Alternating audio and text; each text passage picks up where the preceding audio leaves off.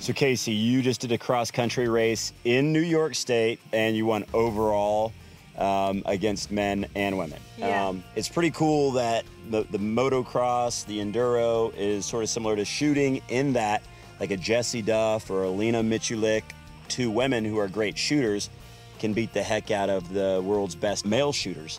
And that you're doing that with a motorbike. So it's very gender separated. Shooting is not necessarily like that, and evidently what you do is not necessarily like that. It's pretty cool. It's cool to be able to, you know, go after my class win and then also be able to race against all the men and, you know, be able to go after the overall and win the whole race, the AM race at the GNCCs. But how many times do women win the overall in those races? Actually, in the GNCC series, I believe there's only been 2 other women except for myself, so 3 women have overall the... So it doesn't happen very often? No, it doesn't happen very often. I mean, that is so cool, and that's what Coleone and I talk about shooting both gender, so it's cross-gender in that it can happen at any point that women beat the men beat the women, and then also age.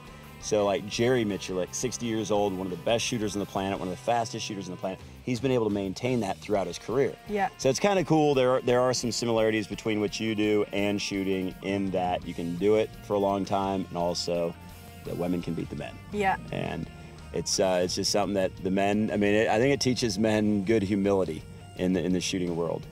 Now, X Games, how much did X Games do to kind of bring your sport more into the public eye? Endurocross was first invited to the X Games in 2011, which was awesome.